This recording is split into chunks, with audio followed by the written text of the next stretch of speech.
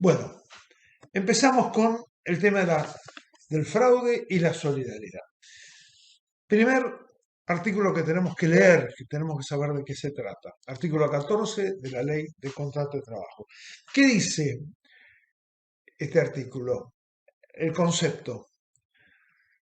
Si nos encontramos ante una situación de fraude a la ley, donde se intenta violentar la ley simulando situaciones, bueno, si se demostrare que existe esa situación de fraude, esa formalidad se decreta nula y se aplica en su reemplazo la ley de contrato de trabajo. O sea, aparece un fraude a la ley, una clara intención de dar un fraude a la ley de contrato, ¡boom!, eso se elimina y lo que se tiene en consideración y se aplica a la situación, a los hechos, la ley de contrato de trabajo. ¿Qué es lo más común en estas situaciones? Lo que más habitualmente aparece como fraude a la ley. Primero, la utilización de figuras no laborales.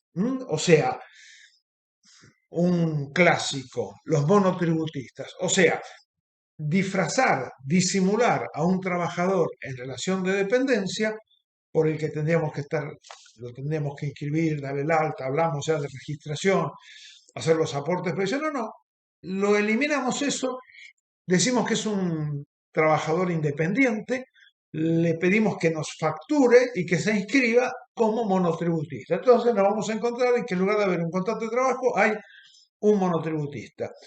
Figura muy común, especialmente cuando se trata de un trabajador profesional o con alguna capacitación técnica específica, donde se podría suponer que hay una cierta autonomía como para que sea un monotributista. No están, recuerda, acá tenemos que tener presente las características de la subordinación, técnica, jurídica, económica. Bueno, si no se dieran esas situaciones, si no hubiera subordinación, podríamos aplicar una figura como el monotributista. Bien, si yo convoco a mi casa a alguien para arreglar una cañería, a un plomero, cuando termina de hacer el trabajo, le voy a pedir una factura y seguramente ese plomero va a ser monotributista, trabajador independiente.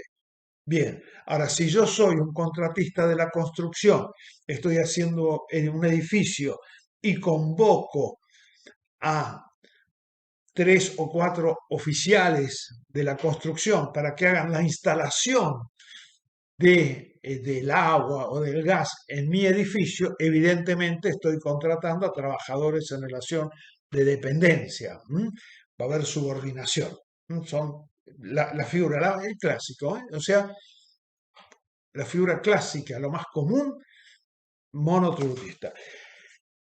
La otra figura que se reitera también en estos casos es la de interponer personas. O sea, yo que soy un empleador solvente, una empresa importante patrimonialmente, que quiero generar alguna situación de fraude, en lugar de hacerme cargo, yo, o sea, quiero contratar a alguien, pero no lo quiero tener bien registrado, lo quiero tener una parte registrada, otra parte no, genero a alguien en el medio, pongo un intermediario a quien lo hago aparecer como que es el empleador, y ese es el que a mí me factura, pero los empleados son de él.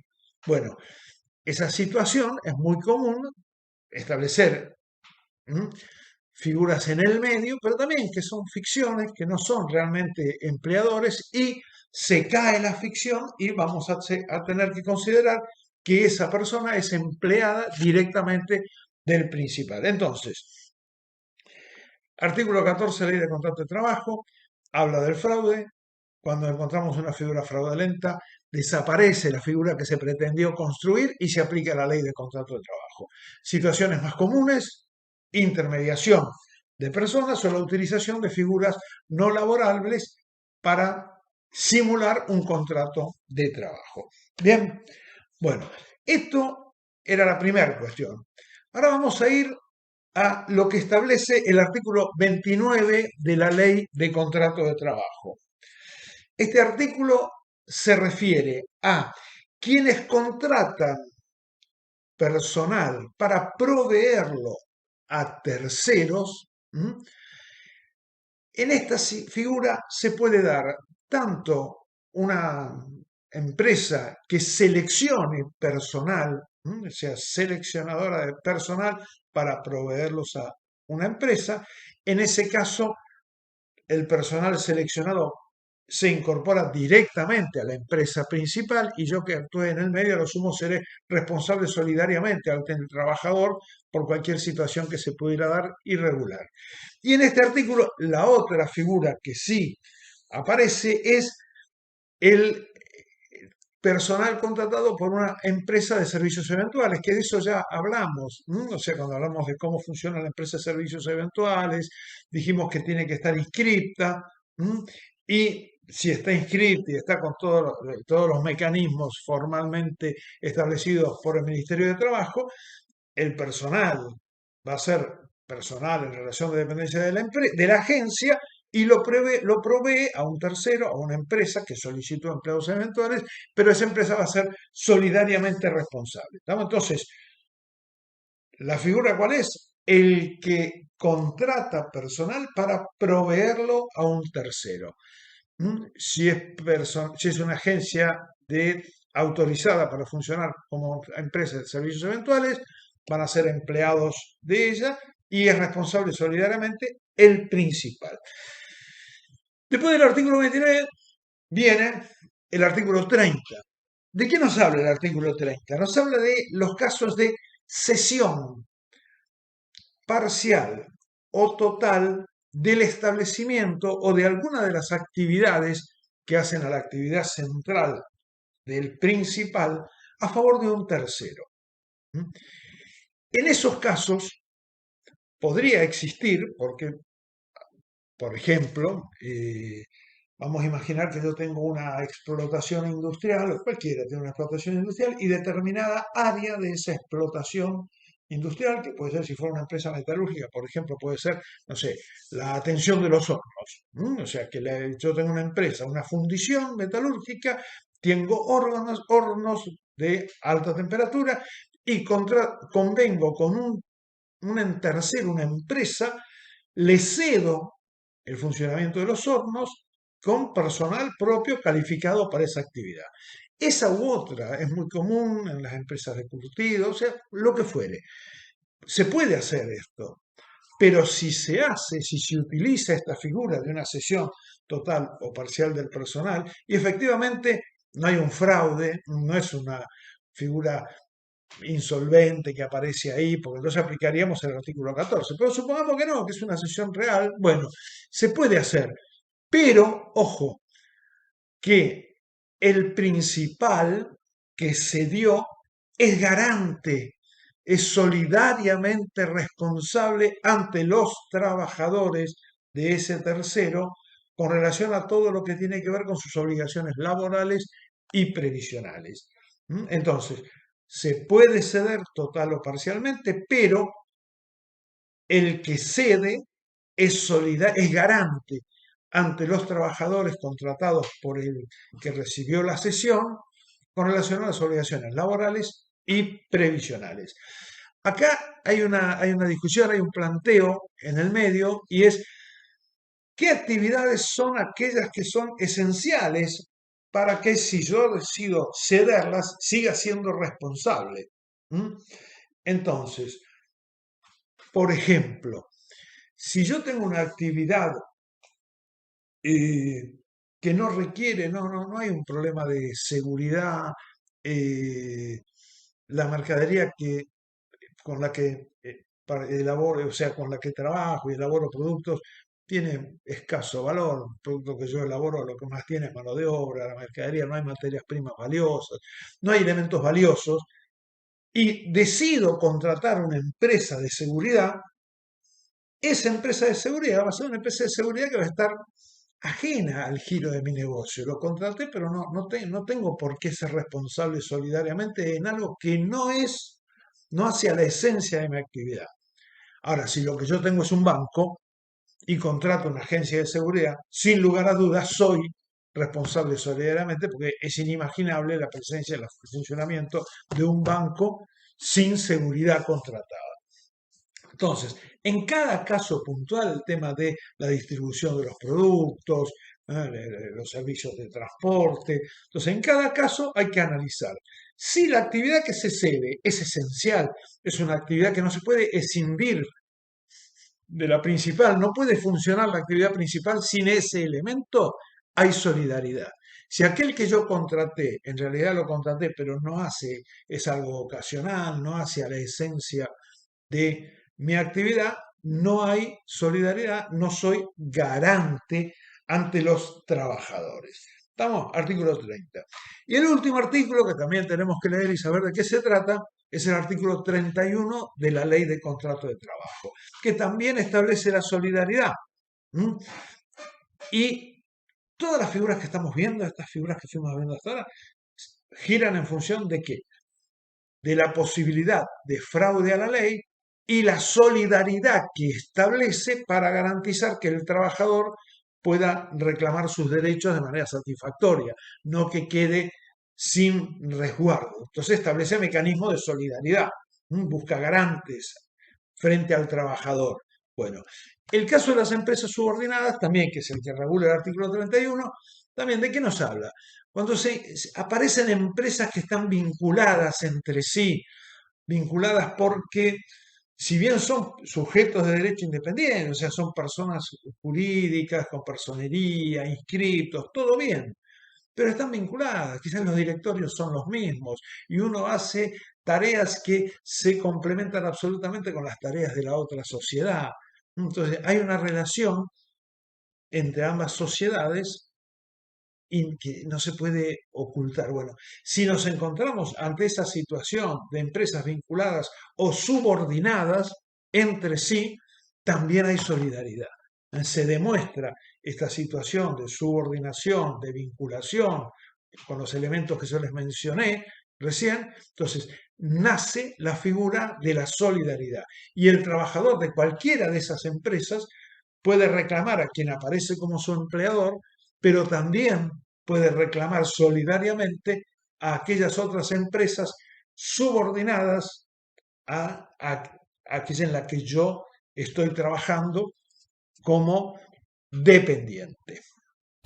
Bueno, ahora vamos a hablar de todo lo que tiene que ver con la registración del contrato de trabajo y puntualmente también vamos a ver algunas normas que sancionan el incumplimiento de la registración del contrato de trabajo.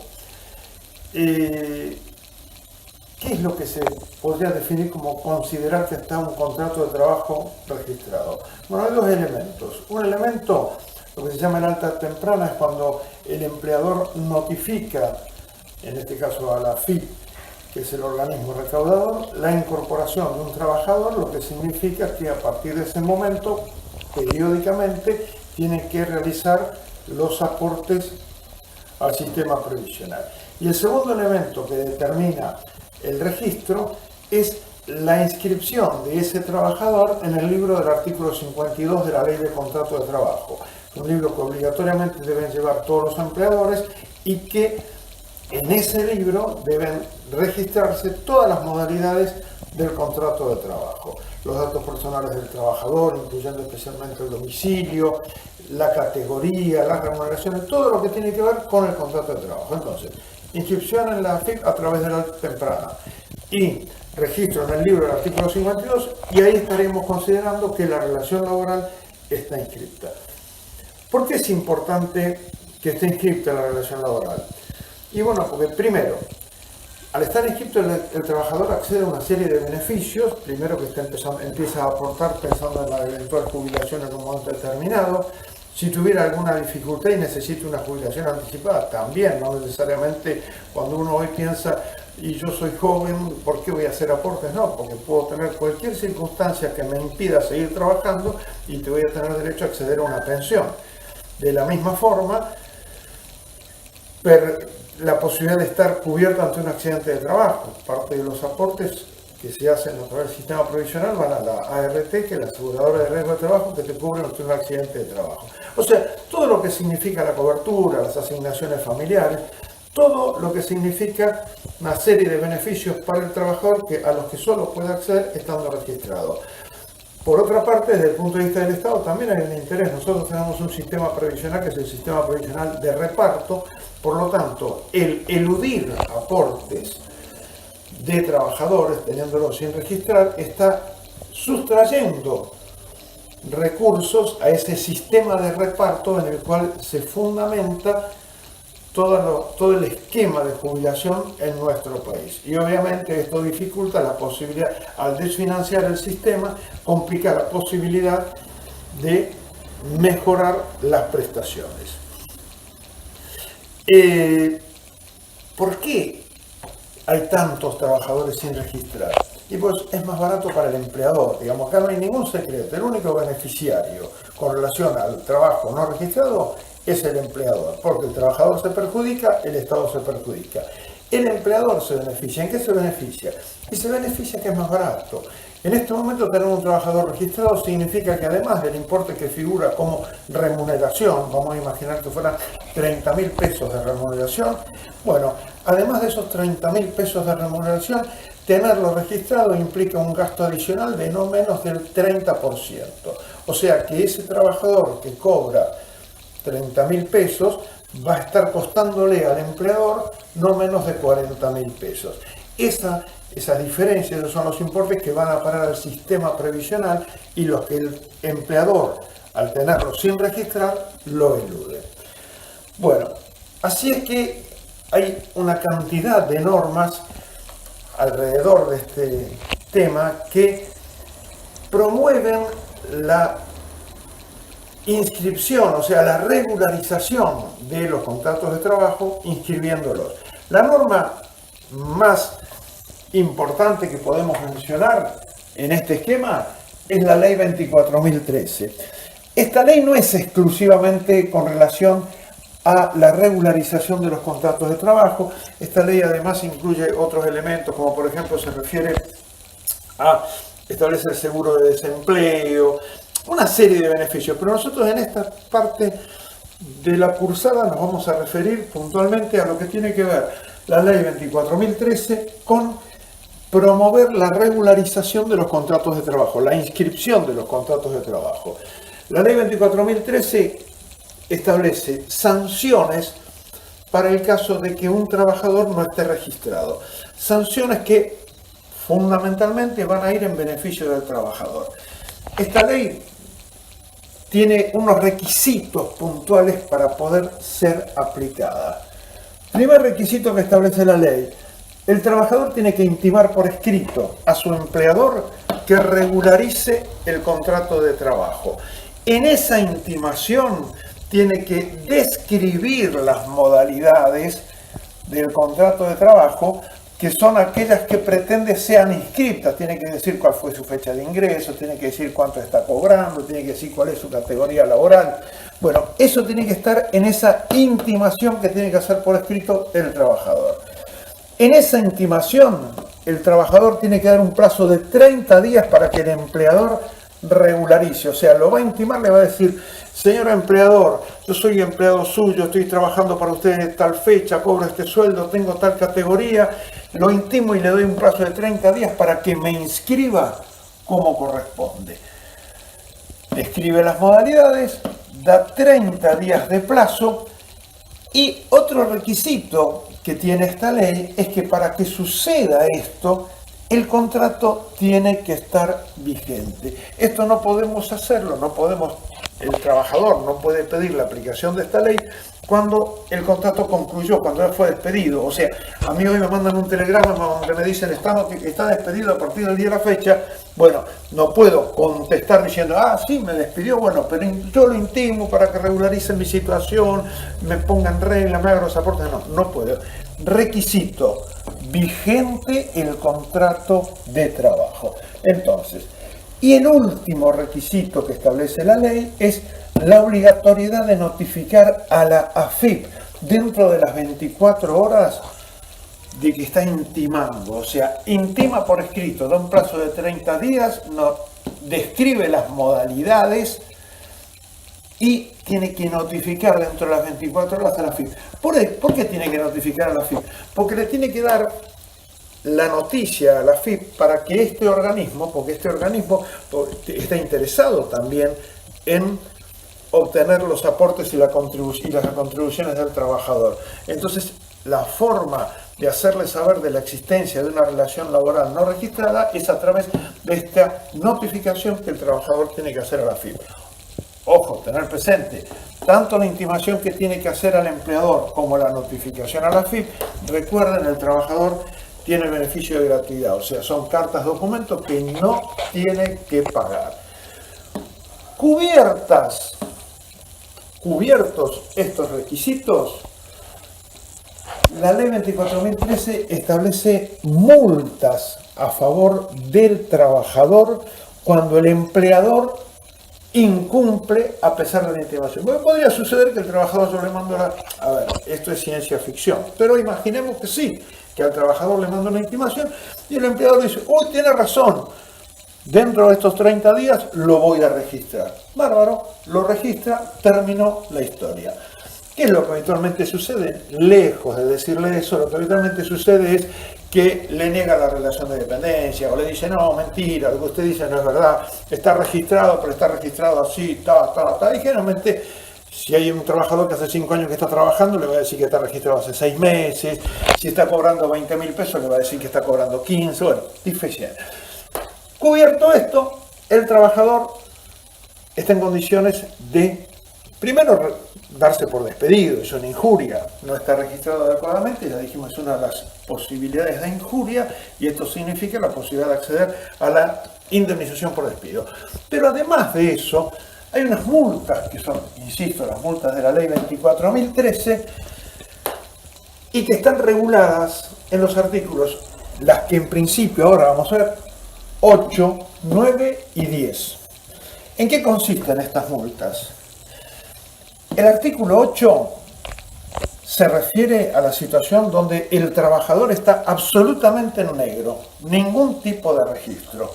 Artículo 8. El artículo 9 se refiere a la situación cuando el trabajador está inscrito, pero con la fecha de ingreso postdatada. Ingresó en el año 2005 y lo registraron en el 2008, o en el 2015 y lo registraron en el 2019. Hay un periodo en que no está registrado. Lo regula el artículo 9, fecha de ingreso postdatada.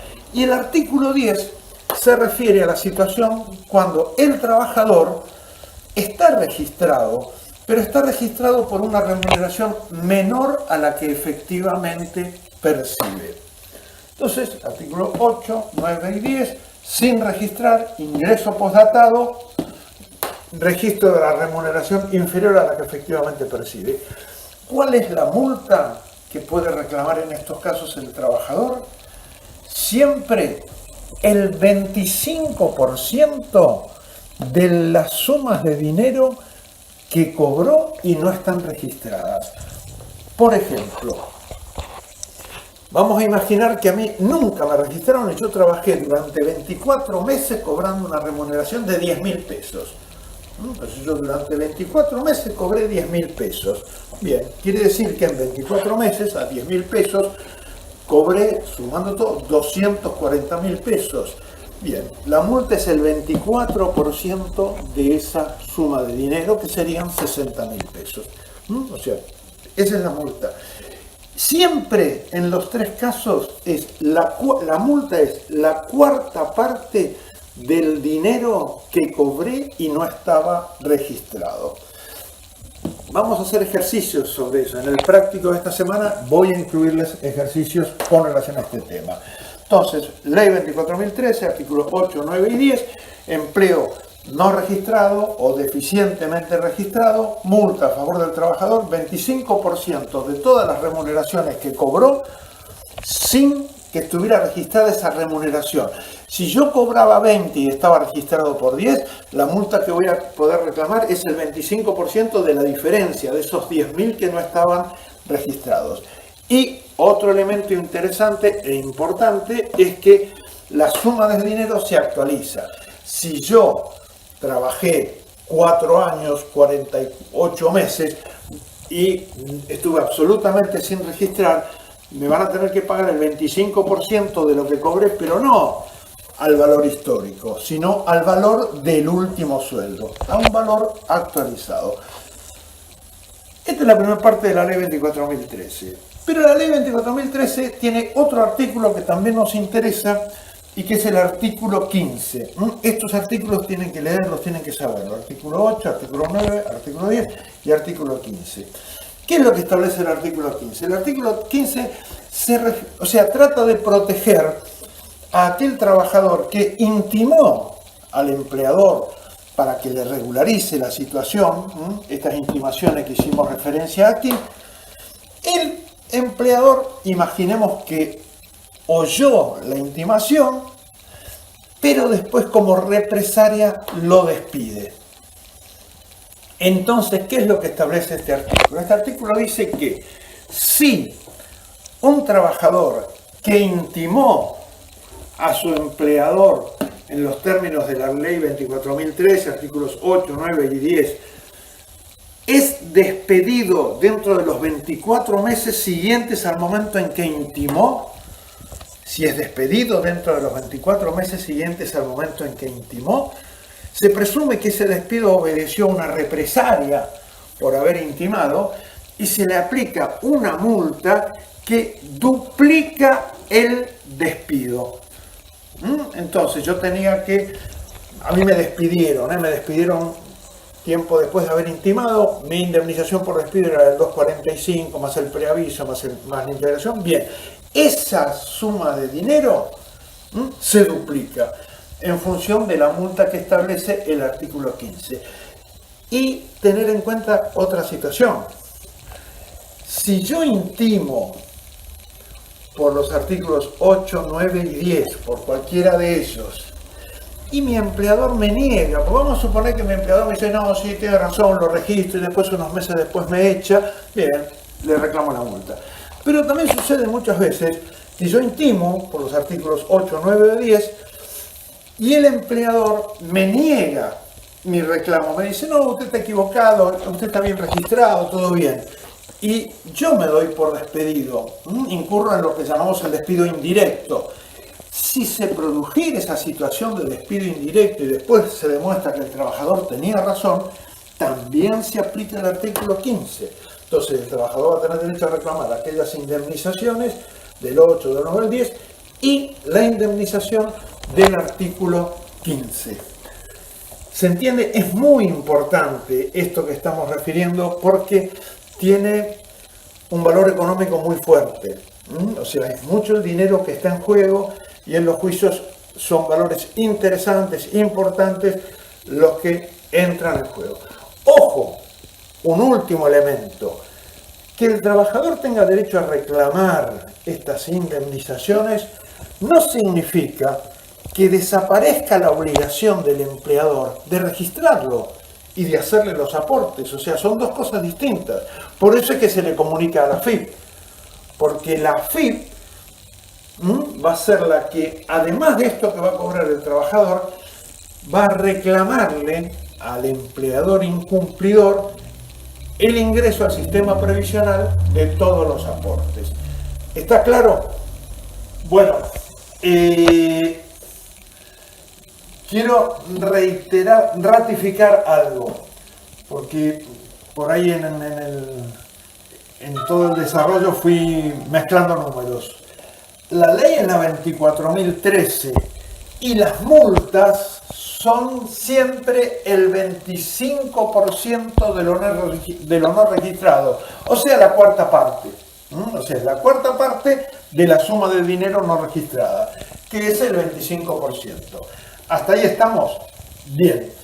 Hay otra ley, que es la ley 25.323, que también hay que saberla y que también está vinculada en parte a las deficiencias de registro.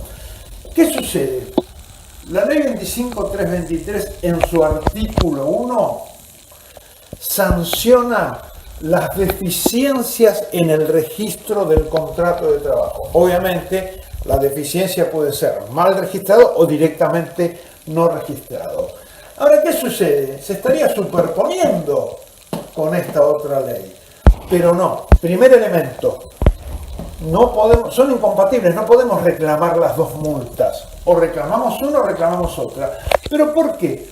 Porque la ley 24.013 mencionamos que tenía que estar vigente el contrato de trabajo. Entonces, vamos a imaginar que a mí me tenían mal registrado, que yo trabajo un montón de años, un día me despiden y quiero reclamar para que me regularicen la situación laboral.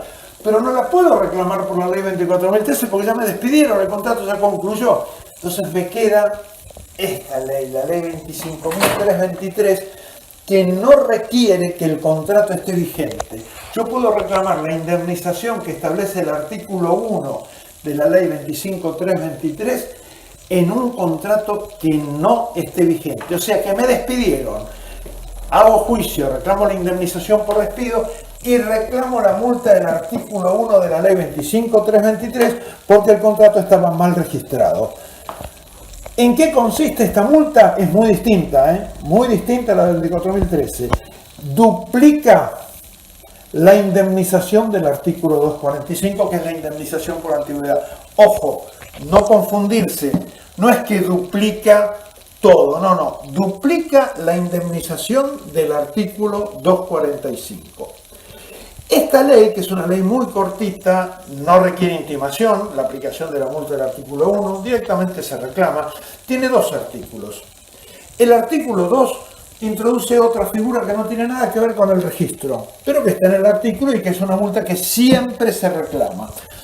¿Qué dice el artículo 2? Cuando el trabajador se vea obligado a iniciar una acción judicial o un reclamo administrativo en el Ministerio de Trabajo para reclamar por un dinero que se le debe, por la indemnización por despido, por lo que fuere, tiene derecho a reclamar la multa del artículo 2 de la ley 25.323, para lo cual tiene que intimar. La del artículo 1 no hace falta intimar, la del artículo 2 sí hay que intimar. Y se intima, y obviamente no le pagan, o sea, queda en mora el empleador.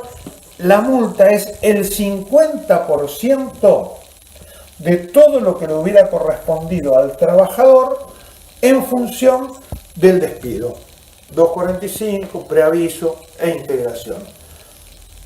¿Se entiende entonces? La ley 25.323, artículo 1, nos permite resolver lo que no nos resuelve la ley 24.013.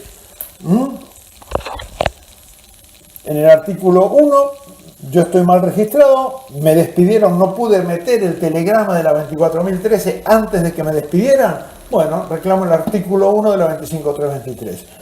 Fuera de este tema, artículo 2. Si no me pagan y me están obligando a iniciar un trámite administrativo o un juicio laboral, reclamo el 50% del despido.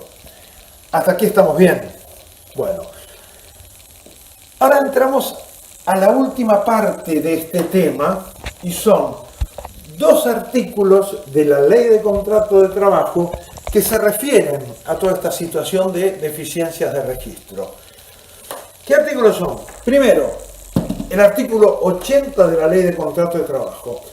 ¿Qué establece este artículo? Este artículo establece que el empleador tiene la obligación de entregar los certificados al concluir la relación laboral, los certificados de trabajo, que es un certificado de aportes, o sea, es un formulario que se gestiona a través de ANSES, donde constan todos los servicios que desempeñó el trabajador para el empleador, la fecha, los importes, los aportes, todo eso. Otro certificado que es el certificado con el que se acredita que se pagaron efectivamente los aportes. Entonces, me tienen que acreditar los servicios con una constancia de ANSES. Me tienen que acreditar que pagaron los aportes con una constancia de la AFIP. Y además me tienen que dar un certificado, que es el certificado de trabajo que otorga el empleador directamente, donde dice, certifico que tal señor se desempeñó a mis órdenes de tal fecha, en categoría tal, lo que es un certificado de trabajo que se utiliza como antecedente laboral para buscar otros trabajos. Esos 3 certificados que me los tiene que entregar, la obligación la establece el artículo 80 de la Ley de Contrato de Trabajo. Pero ¿y qué dice este mismo artículo?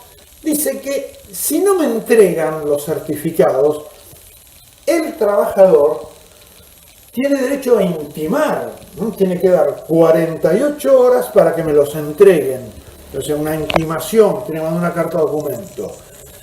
Pero ojo, hay que intimar por 48 horas, pero la intimación esa recién estoy habilitado a hacerla después de que transcurrieron 30 días del distracto. O sea, renuncio, me despiden, lo que fuere. Hoy tengo que dejar pasar 30 días y dentro de 30 días, si no me entregaron los certificados, tengo que mandar una carta o documento intimando para que en 48 horas me entreguen los certificados. Si no me entregan los certificados dentro de esas 48 horas, cuando haga el reclamo judicial tengo derecho a reclamar una multa de 3 sueldos. Pero 3 sueldos de la mejor remuneración mensual normal habitual, de vengada. ¿Se acuerdan del 245? O sea, de la misma forma que reclamo el 245 por antigüedad, si no me entregan los certificados, reclamo 3 sueldos como la multa del artículo 80. Dejo pasar 30 días, intimo por 48 horas, reclamo la multa. Atención. A mí los certificados me los tienen que entregar, pero me los tienen que entregar correctamente confeccionados. Por lo tanto, la obligación, si a mí me tienen mal registrado, y por ejemplo me tienen registrado con una fecha de ingreso distinta a la real, o por un sueldo menor al real, y me entregan los certificados, y yo después en un juicio demuestro que ese certificado estaba mal, porque no reflejaba la realidad, está incumplida la obligación de entregar los certificados. Por lo tanto, en esas condiciones también tengo derecho a reclamar los 3 sueldos. ¿Estamos? Esto es el artículo 80 de la Ley del Contrato de Trabajo y el decreto 146 del 2001 es el que establece lo de los 30 días, esa especie. No, porque tiene sentido, porque yo no le puedo exigir al empleador en 48 horas venga corriendo, deme todos los certificados, porque hay que gestionarlo, más allá de que está todo muy agilizado, que se trabaja mucho por internet, pero bueno. Entonces la ley, ¿qué es lo que estableció? 30 días, no es que me los tenés que dar corriendo porque no es comida para mi familia, no, son certificados que tengo que guardar. Entonces dejo pasar 30 días y recién ahí intimo. Y la última norma vinculada a este tema es el artículo 132 bis de la Ley de Contrato de Trabajo. ¿A qué se refiere este artículo que también establece una multa muy salada? Este artículo se refiere a la situación que se da cuando al trabajador registrado le descuentan en su recibo de sueldo. Todos nosotros cobramos un sueldo, los que tenemos la suerte de trabajar y cobrar un sueldo, pero de ese sueldo hay una serie de descuentos. Nos van a descontar dinero para la jubilación, nos van a descontar dinero para la obra social. Es lo que se llama los aportes del trabajador.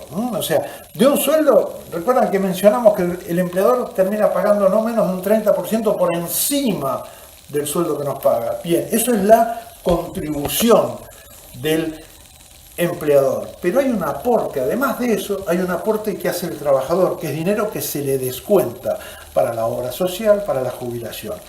Bueno, ¿quién se lo descuenta? El empleador.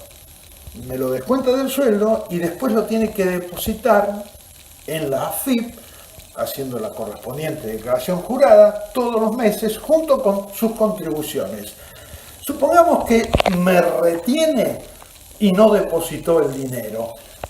Ahí es donde funciona el artículo 132 bis de la Ley de Contrato de Trabajo.